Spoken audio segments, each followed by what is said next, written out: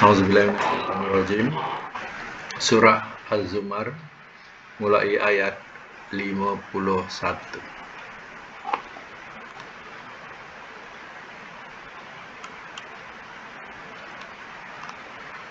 Boleh catatkan? Fasobahum, maka telah menimpa ia akan mereka. Maka telah menimpa ia akan mereka. Sayi'atu, oleh kejahatan-kejahatan.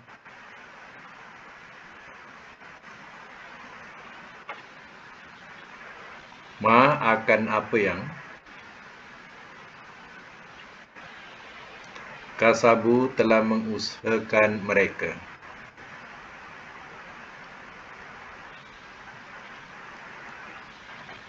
Walladzina, dan orang-orang yang zalamu telah zalim mereka, min daripada haulai orang-orang ini, sayusibuhum bakal ia menimpa akan mereka,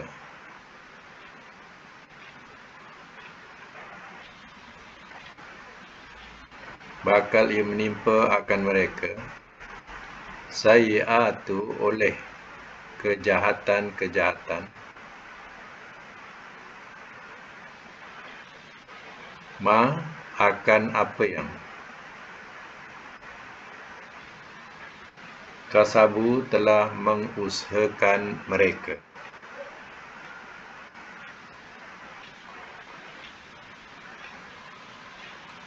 Wa mahum, dan tiada mereka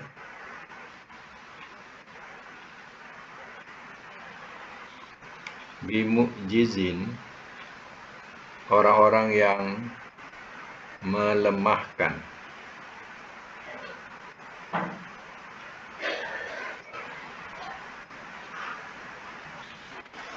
Orang-orang yang melemahkan.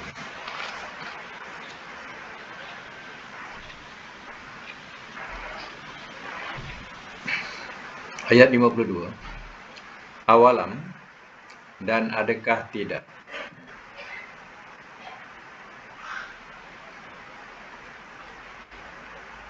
ya'lamu, mereka mengetahui,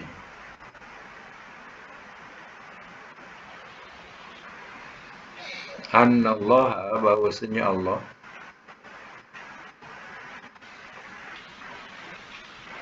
yabsutu, ia melapangkan,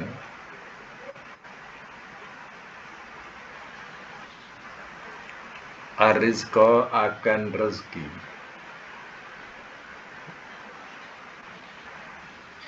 liman, bagi orang yang yasha'u, ia kendaki, wa yaqdir, dan ia sempitkan.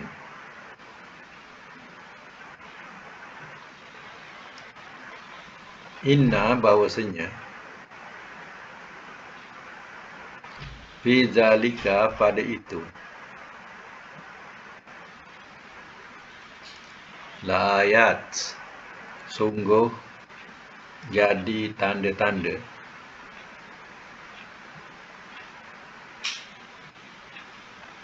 liqaumin, bagi kaum, yu'minun, mereka beriman.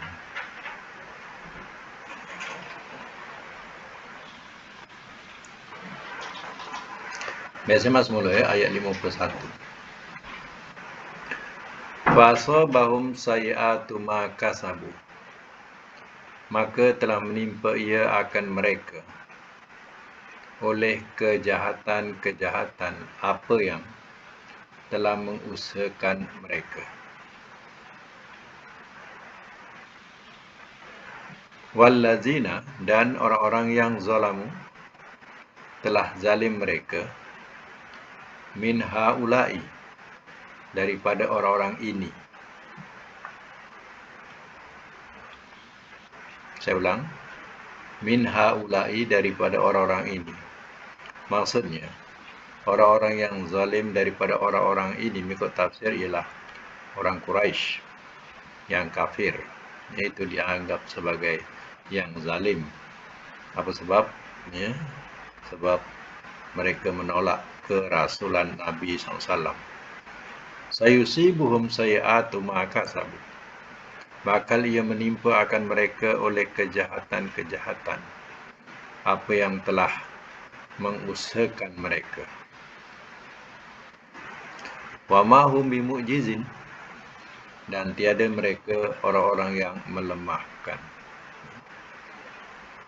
Apa yang menimpa kepada orang Quraisy Mekah, iaitu satu azab kemarau, ya, sab'a sinin, iaitu 7 tahun. Ya, 7 tahun kemarau macam mana berlaku zaman Nabi Yusuf alaihissalam. Di situ, ya, betapa peritnya, ya, mereka, ya, menghadapi, ya, kemarau panjang itu. Ya, 7 tahun, bayangkan. Ya. Itulah, ya, musibah yang menimpa kepada mereka. Kenapa? Ya, kerana mereka menganiaya Rasulnya. Awalam ya'lamu, dan adakah tidak mereka mengetahui, annallaha yabsutu rizqa liman yasha' wa yaqdir, bahwasanya Allah, ia bentangkan atau ia luaskan akan rezeki bagi orang yang ia kendaki dan ia sempitkan. Jadi Allah berkuasa untuk meluaskan rezeki kepada siapa yang dikendaki, ya, sebagai satu ujian, dan juga Allah sempitkan bagi orang yang ia kendaki, itu juga ia adalah ujian. Ya. Inna fi zalika laayatin liqaumi yu'minun, bahwasanya pada itu sungguh jadi tanda-tanda bagi kaum mereka beriman. Ya, dengan musibah yang menimpa kepada mereka selama 7 tahun, pada masa itu cukup getir dan sempit, ya, rezeki mereka. Ya, siapa yang, ya, berkuasa untuk mengembalikannya semula, mengembalikan kehidupan itu semula, ya, kalau tidak Allah? Disitulah, ya, dijadikan satu iktibar atau pengajaran. Tanda-tanda itu maknanya jadikan satu tanda pengajaran atau peringatan bagi, ya, yang beriman. Ya. Jadi apa yang berlaku di tempat kita, ya, sekarang ini, ya, ditimpa dengan musibah banjir. Ya, banjir yang terpaksa kita meninggalkan kampung halaman, ya, yang terpaksa, ya, bertawakal sama ada harta benda tu kembali tu ada lagi ataupun tidak. Ya. Itu dikatakan musibah, ya, yang, ya, menimpa, ya, di tempat kita. Dan, ya, itu juga hendaklah dijadikan sebagai satu, ya, pengajaran, ya, kepada orang-orang yang beriman, sebab Allah berkuasa berbuat demikian. Ya.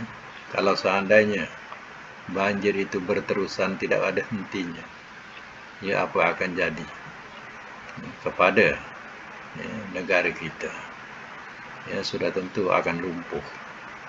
Jadi, ya, di situ juga dikatakan sebagai, ya, imtihan di mana ujian atau ibtila. Ibtila juga dengan makna ujian, ya, ujian daripada Allah. Ya. Dengan berlakunya, ya, tanah runtuh, ya, itu semuanya adalah ibtila ataupun ujian, ya, yang menimpa kepada negara kita. Ya. Jadi, ya, di situ hendaklah dijadikan sebagai satu, iktibar atau pengajaran. Ya, Allah berkuasa ya untuk ya mendatangkan musibah, dan juga Allah juga berkuasa untuk mencabut atau menghilangkan musibah itu. Inilah kekuasaan Allah Ta'ala. Ayat yang ke-53. Qul, katakan oleh engkau, ya ibadiyah, wahai hamba-hambaku, alladzina, orang-orang yang asrafu, telah melampaui batas mereka,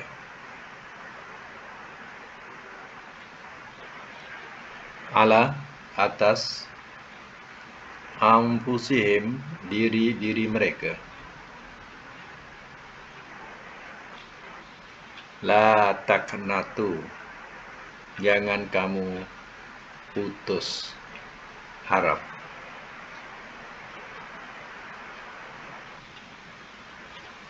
min, daripada rahmatillah, rahmat Allah. Innallaha, sesungguhnya Allah, yaghfiru, ia ampunkan,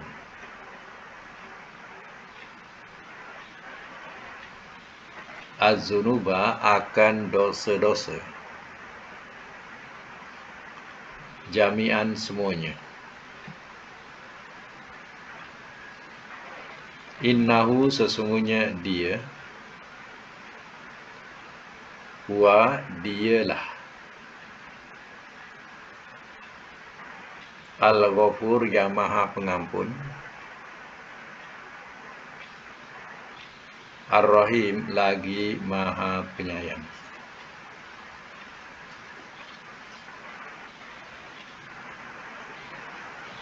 Baik ya, semak semula.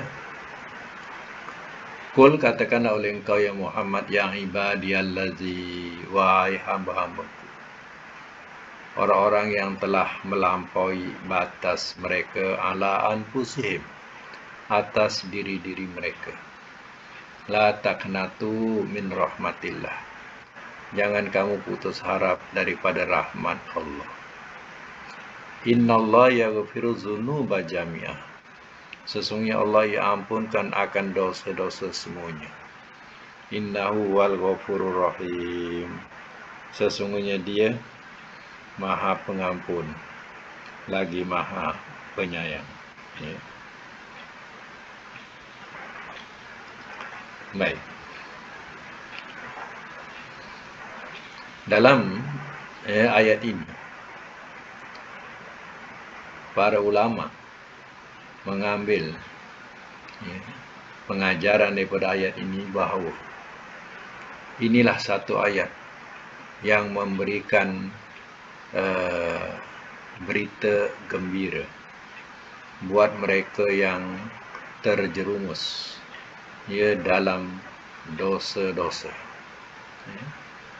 Jadi yang melampaui batas atas diri-diri mereka, maknanya mereka sudah terjerumus dalam berbagai-bagai dosa kepada Allah Ta'ala. Jadi terkadang orang-orang macam ini, dia rasa dah tak ada jalan untuk kembali, melainkan mereka akan mengatakan bahawa alang-alang sudah berdosa, teruslah lakukan dosa sampai masuk dalam neraka. Jadi macam itulah pahaman mereka, dan tak ada harapan kita untuk kembali kepada Allah. Diri kita sudah kotor dan tak layak untuk jadi orang baik.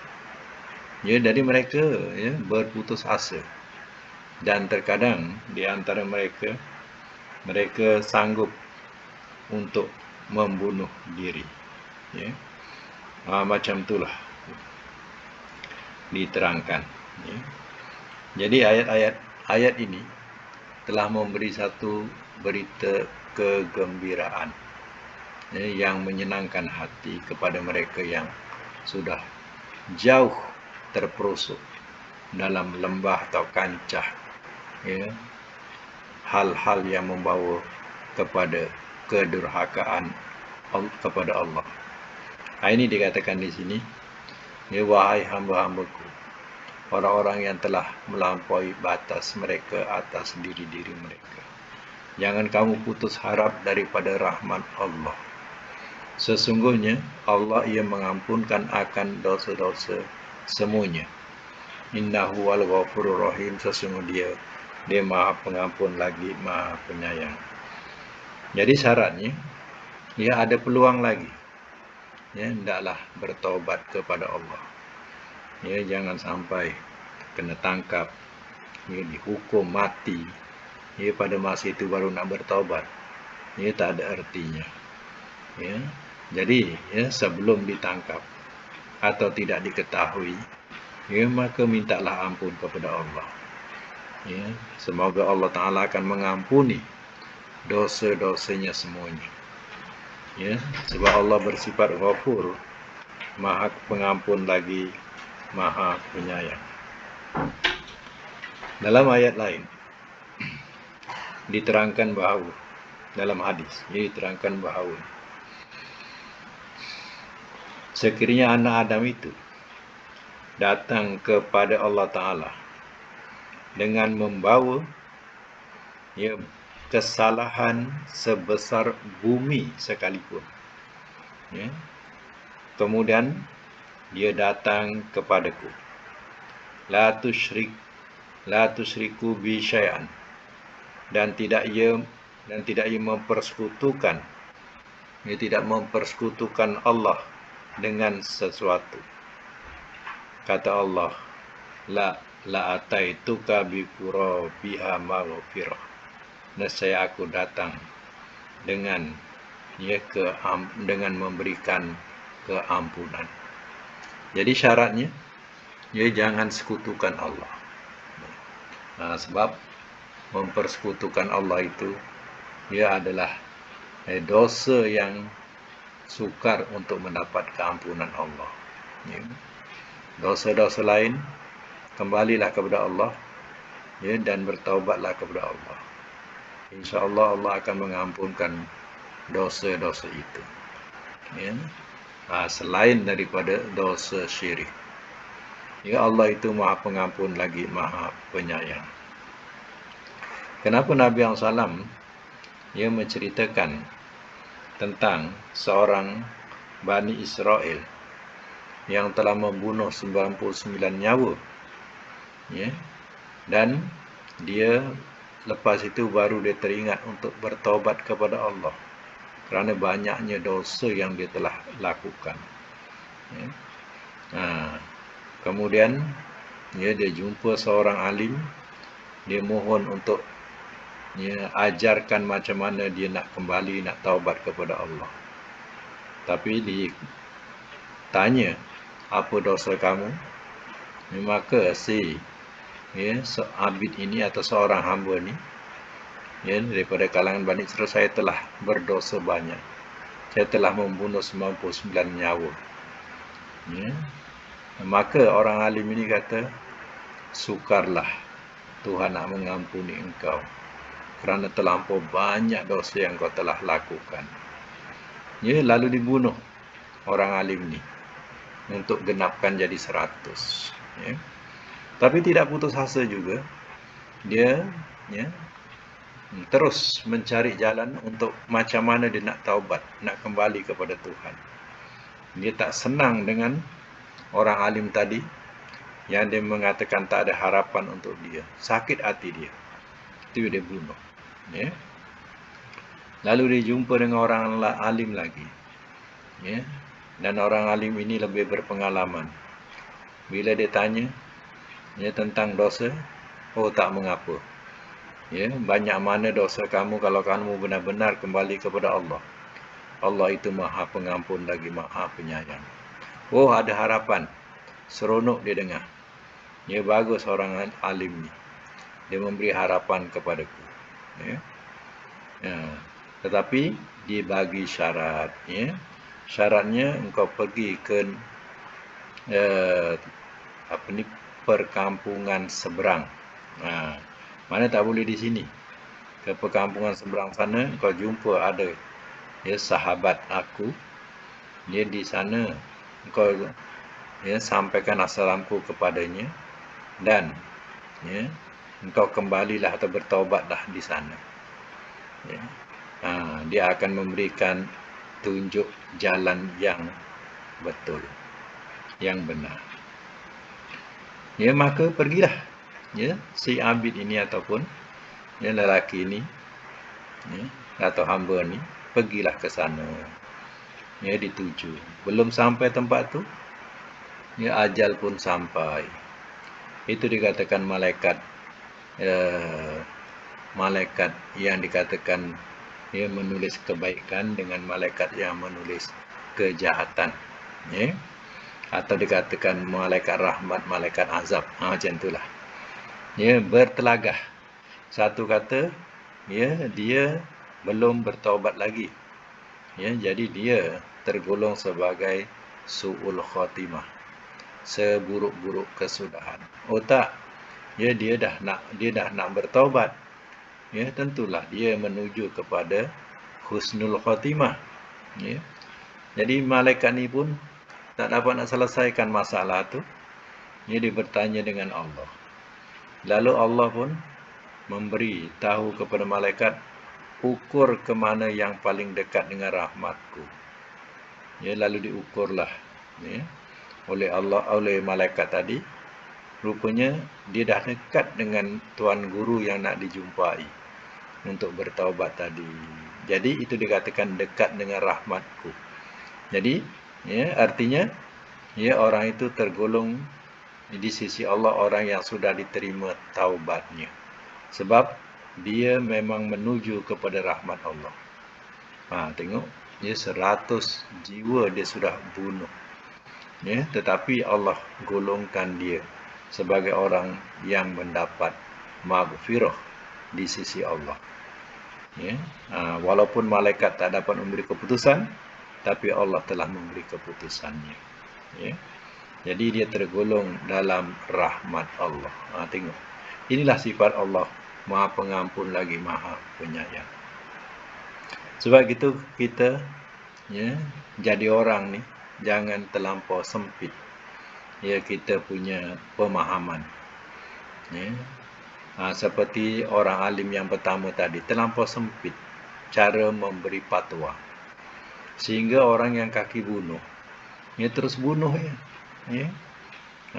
jadi sudah salah atau sempit memberi fatwa. Kalau orang dah nak bertaubat, kita bagilah peluang, bagilah jalan. Contoh dia ni memang hidupnya tak pernah solat, kalau nak tahu. Tak pernah solat. Jadi bila umur 55 tahun dah pencen, tak tahulah apa nak dituju. Akhirnya dia pergilah berjinak-jinak ke masjid. Berjinak-jinak masjid ni ikutlah sembahyang. Jadi selama ni memang tak sembahyang pun. Ikutlah sembahyang, dengarlah ceramah. Kemudian bila dah habis ceramah tadi, dia tanyalah dengan ustaz tu. Ustaz, saya nak tanyalah. Saya ni sebenarnya baru saja nak kenal masjid ni. Baru saja nak belajar solat. Selama ni saya tak pernah solat, ustaz. Jadi macam mana solat-solat saya yang dulu? Wow, lama tu. Memang lama, ustaz. Tapi saya nak minta lah penerangan macam mana dengan solat-solat saya yang dulu tu.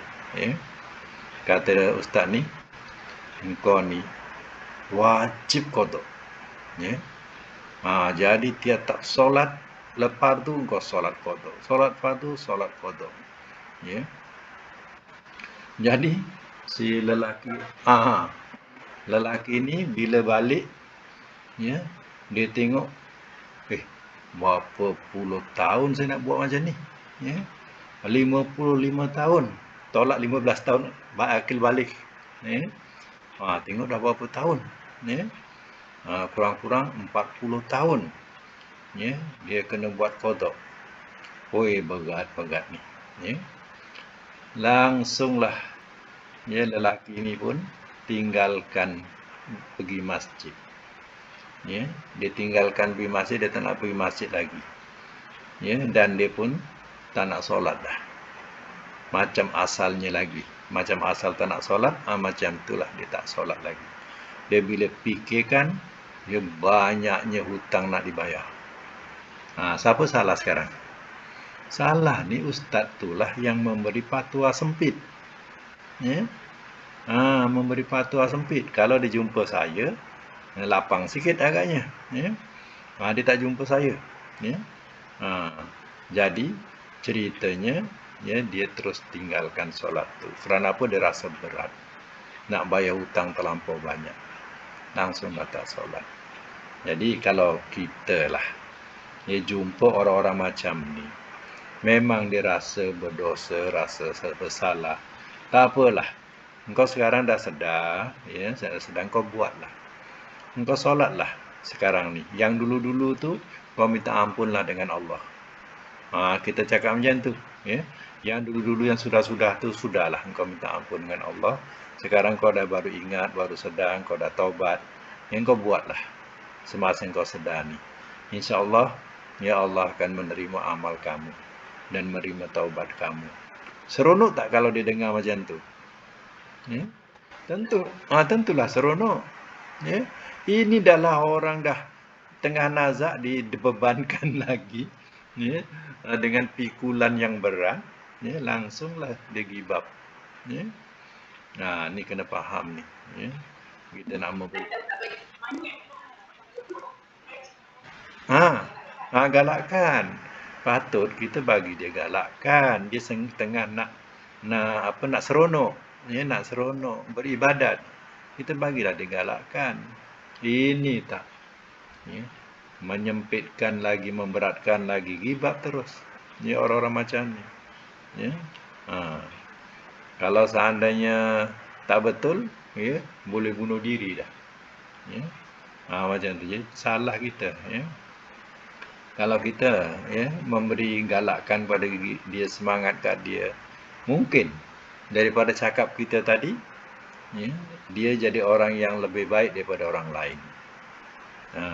Ya. Jadi kadang kita fikir-fikir bila kita dah kita telah menyekat, ya, keinginan dia untuk mendekati Allah Ta'ala, ya, kita dah menyekat, ya, yang kita pun, ya, kita dah pasti ke yang kita punya solat ni, 40-60 tahun dulu, ya, diterima oleh Allah Ta'ala, ya. Jadi, ya, kita janganlah nak sombong, ya. Jadi, ya, dalam hal-hal macam ni kita kena memberi satu kelonggaran atau kelapangan kepada seseorang, ya. InsyaAllah Allah akan lapangkan kita juga sama macam tu, ya. Baik, kita sambung lagi ayat yang ke-54. Wa anibu, dan, ya, perkataan anibu, kembalilah olehmu.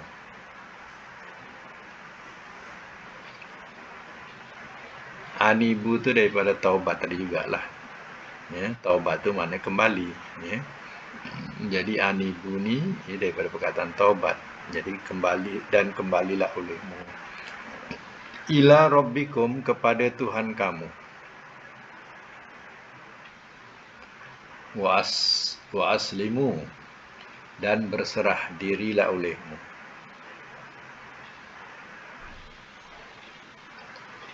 lahu, kepadanya, min qabli, daripada sebelum, an, bahawa, ya'tiyakum, ia datang kepada kamu,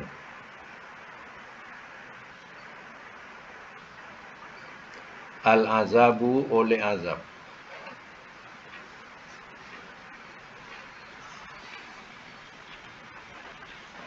Summa kemudian la tunsorun, tidak kamu ditolong.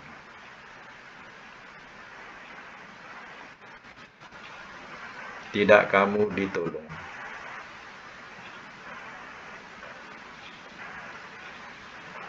Baik, saya semula. Wa anibu ila rabbikum wa aslimu lahu. Dan kembalilah olehmu kepada Tuhan kamu. Wa aslimu lahu. Dan berserah dirilah olehmu kepadanya. Maksudnya dalam kehidupan ini, ya, kita kembalikan diri kita kepada Tuhan. Dan kita serahkan diri kita kepada Tuhan. Min qabli ayatiakumul azab, daripada sebelum bahawa ia datang kepada kamu oleh azab. Summa la tunsarun, kemudian tidak kamu ditolong. Jadi sebelum datang azab, yang mana pada masa itu tidak siapa boleh menolak azab yang datang kepada ini, iaitu tak ada siapa boleh tolong. Pada masa itu kematian ajal ataupun ajal sampai, maka pada masa itu tidak ada taubat daripada Allah Ta'ala, dan tak sempat untuk bertaubat. Macam sedap-sedap camping, baring-baring camping, baring-baring malam, tiba-tiba runtuh tanah 4 sampai 7 kaki, sampai 7 meter, 7 kaki, 7 meter, contohnya. Bayangkanlah, jadi tak sempat nak bertaubat kepada Allah. Kalau seandainya sebelum itu kita memang kembali dan bertaubat kepada Allah, sudah tentulah datang azab macam tu, satu kepastian husnul khatimah, mana sebaik-baik kesudahan. Husnu tu mana sebaik-baik, husnul khatimah, sebaik-baik kesudahan.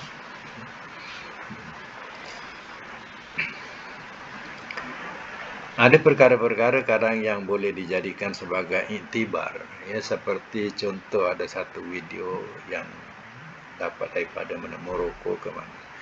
Satu video tu orang lelaki tu masuk masjid, tapi nampaknya macam orang mabuk. Kemudian orang masjid ni menghalang dia lah masuk. Menghalang masuk, dia nak masuk juga, kata dia nak solat. Kemudian dalam keadaan riuh dihalang tu, imam lalu. Imam lalu dia kata, imam kata, tak apa, biarkan. Biar dia ambil wudu. Lalu dia pun ambillah wudu. Orang tu ambil wudu. Mana yang tak sempurna tu dibetulkanlah. Kemudian imam tu bawalah dia solat. Bawa dia solat. Dia berdua Dia berdua kemudian sampai rakaat yang kedua dia rebah. Rebah. Imam teruskan ialah solat tu. Lepas tu tengok rupanya dia sudah meninggal.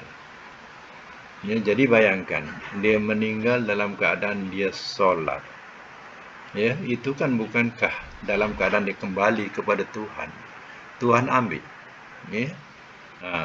Macam mana perasaan orang yang menghalang tadi? Perasaan dia menyesal. Tentu dia yang menghalang tadi menyesal. Tapi imam berjiwa besar, imam faham, dia ajak dia solat 2 rakaat. Rakaat kedua dia rebah. dan meninggal. Itu ya benda-benda yang kejadian-kejadian yang benar Tuhan nak tunjuk. Ya. Orang dikembalikan dalam keadaan ya husnul khotimah. Ya. Ada satu kes yang di Indonesia tapi tak matilah. Orang ni dianggap sebagai orang tak betul. Orang-orang situ kata sebagai orang tak betul lah. Dengan rambut panjang, macam rockers sikit lah. Macam tu lah. Ya. Jadi bila dia kata dia nak azan. Ya. Dihalang lah oleh orang-orang masjid. Dia nak azan. Ya. Nabi entah macam mana. Ya. Imam ni, tak apa, izinkan dia azan. Ya. Walaupun ada Bilal. Tapi imam tu izinkan. Dia nak sangat azan. Ya. Azan. Bila azan, tercengang semua orang. Dia punya merdu suara dia. Ya, azannya baik, suaranya merdu, tercengang orang. Ya, sehingga orang bertanya-tanya, siapa pula yang azan hari ini? Ya. Nah, rupanya orang yang dianggap gila tu oleh orang situ, rupanya dia jiwa dia tak gila. Ya. Hanya orang pandang dia gila. Sebab pakaian dia ya, seperti pakaian orang gila. Ya. Jadi kadang ya, hal-hal macam ni ya, kita tidak boleh merendahkan seseorang. Ya. Kadang yang kita rendahkan tu orang tu lebih baik daripada kita. Selama ini ya, orang dengar Bilal, biasalah azan, orang kenal lah Bilal tu. Tapi bila dia dengar suara azan yang dia merdu macam tu, ramai jemaah datang. Ya. Datang ke masjid nak solat. Dan di samping tu nak tahu siapa pula yang azan hari ini. Ya. Jadi tak disangka. Itulah cerita dia. Ya. Baik, sama lagi ayat 55. Wattabi'u, dan ikutlah olehmu.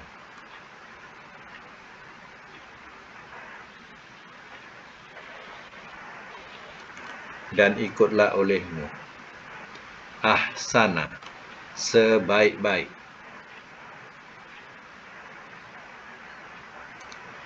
Apa yang unzila, telah diturunkan ia.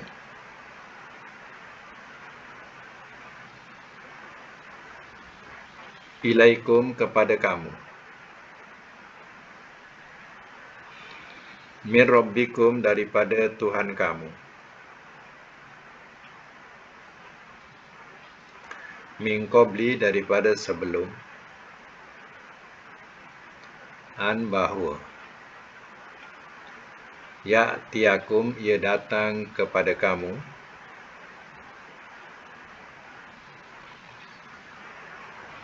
Al-azabu, oleh azab. Baghtatan, secara tiba-tiba.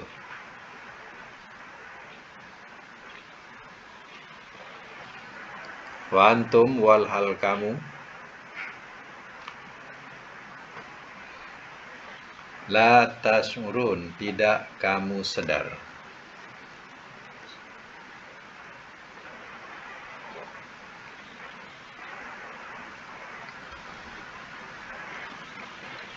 Saya masuk mula. Wattabi'u, dan ikutlah olehmu. Ahsana ma unzila ilaikum min rabbikum, akan apa yang telah diturunkan ia kepada kamu daripada Tuhan kamu. Yang diturunkan itu ialah Al-Quran.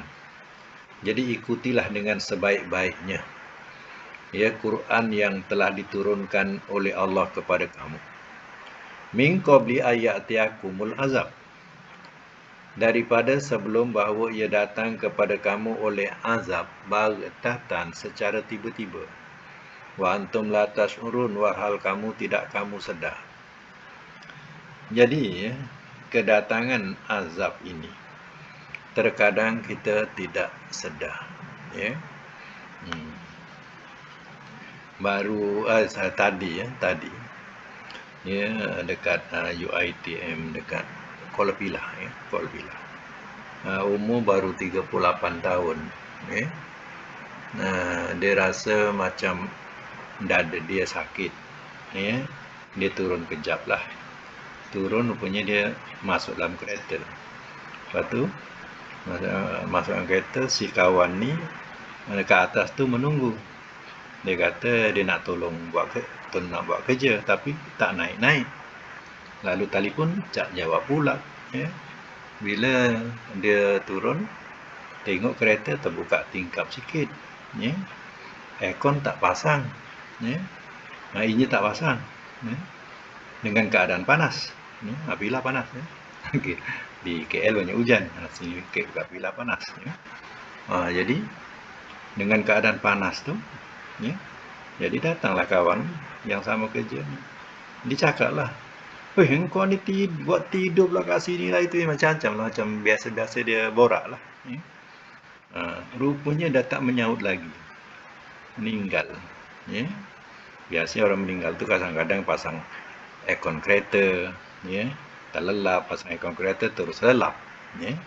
Terus meninggal pun ada, tapi ni tidak lah, ya. Dia terus, ya, dia baring kat situ. Memang dibaringkan, dia punya kursi depan tu dia macam baring, ya. Situ dia meninggal, ya. Jadi ya, nak kata prasangka pasal dia pasang aircon, kalau tak ada dia sekejap dia turun. Kawan dia tak lama pun diturun balik cari dia, rupanya dia meninggal. Itu ceritanya. Maknanya bila dah datang, ya, kematian itu, ya, baghtatan ni secara tiba-tiba, ya. Itu juga dikatakan sebagai azab namanya, ya. Sebagai satu azab, ya, kalau seandainya beriman, ya, kematian secara tiba-tiba itu baik buat dia. Tapi kalau tidak beriman, kematian tiba-tiba itu satu azab. Itu kena tahu, ya. Kenapa? Ya, kadang ada orang tu orang alim, orang baik, tapi mati tiba-tiba, satu. Kemudian orang ni, ya, dalam keadaan jahat, maksiat, ya, Allah pun ambil secara tiba-tiba juga. Apa bezanya di antara kedua ini, ya? Jadi dua-dua matinya tiba-tiba. Jadi mengikut tafsir, ya, ulama-ulama mentafsirkan orang yang baik tapi dia mati secara tiba-tiba, ya, artinya Allah, ya, mengambil dengan Allah nak menerima dengan keadaan yang baik. Sebabnya mungkin, ya, kalau dia hidup, dia akan menghadapi ujian yang dia tidak akan sanggup menanggungnya. Ada ujian besar lagi yang dia tak sanggup nak menanggungnya. Lalu Allah ambil dahulu sebelum dia menghadapi azab besar di depannya atau ujian besar di depannya. Allah pun ambil dulu. Itu kebaikan buat dia, ya. Tapi kepada orang yang maksiat, yang durhaka, mati dengan secara tiba-tiba, itu azab buat dia. Sebab Allah tidak memberi kesempatan untuk dia bertaubat. Beza tu, ya. Sebab Allah tarik secara tiba-tiba, sebenarnya, ya, Allah tidak memberi kesempatan untuk dia bertaubat. Itu dikatakan wa antum la tas'urun, walhal kamu tidak kamu sedar, ya. Kedatangannya tidak kamu sedari, ya. Kemudian ayat yang selanjutnya, ayat 56, ya. Antakawala, bahawa,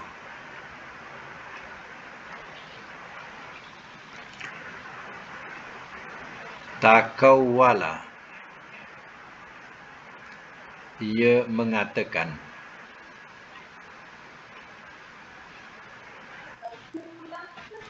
Takawala pula. Takulah, sorry, betul. Alah, terima kasih. Dah kembang mata. Kembang mata. Nampak macam ada sabdu pula.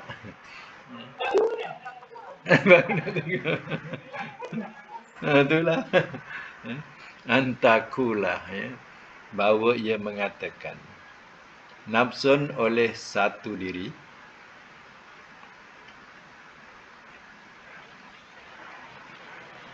Ya hasron, ya hasrotan, ya hasrota.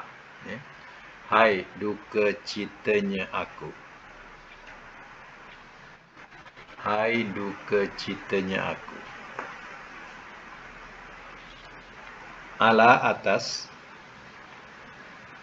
ma apa yang. Farrotu telah.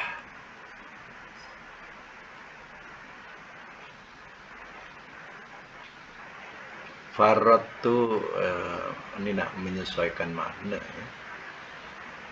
Telah lalai aku.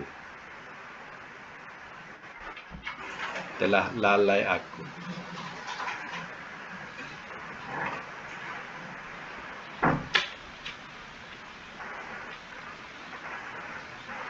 Fi pada janbillah sisi Allah.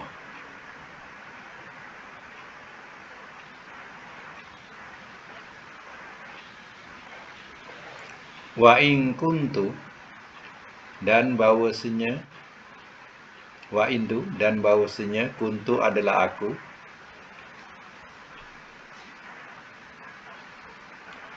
lamina sungguh daripada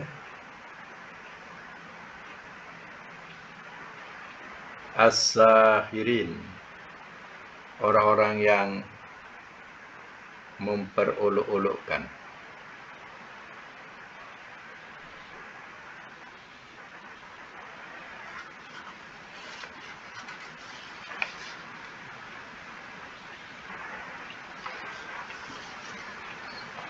Okay, saya masuk mula. Antakula nafsun, ya, supaya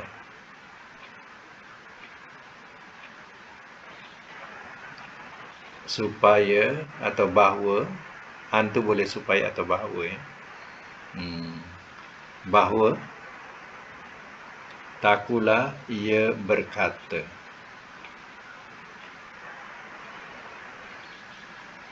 nafsun oleh satu diri. Ya.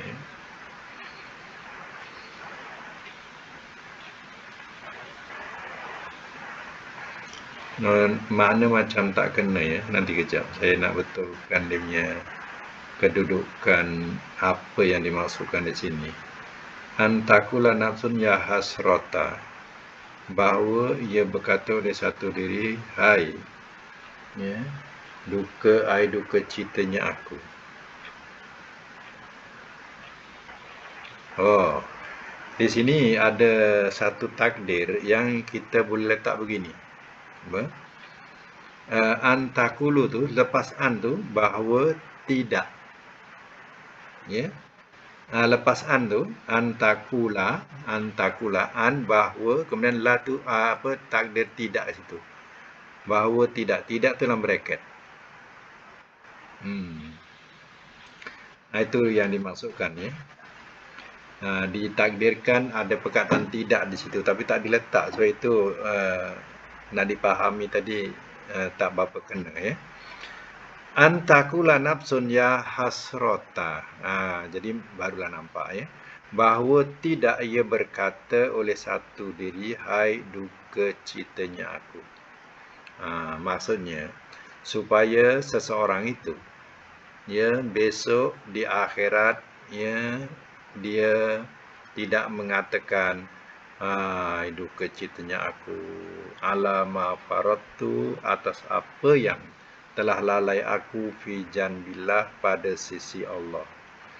Wa in kuntu la minas sahirin, dan bahawasanya adalah aku sungguh daripada orang-orang yang memperolok-olokkan. Jadi di sini, ya, nak memberitahu bahawa besok di akhirat jangan menyesal, yang mengatakan bahawa, ya, supaya diri itu tidak mengatakan perkataan menyesal. Ya, hai, ya, duka citanya aku atas kelalaianku dalam menunaikan kewajipan terhadap Allah. Ya, sedangkan, ya, aku dulu di dunia, ya, aku memperolok-olokkan agama Allah. Nah, jangan sampai menyesal besok mengatakan demikian.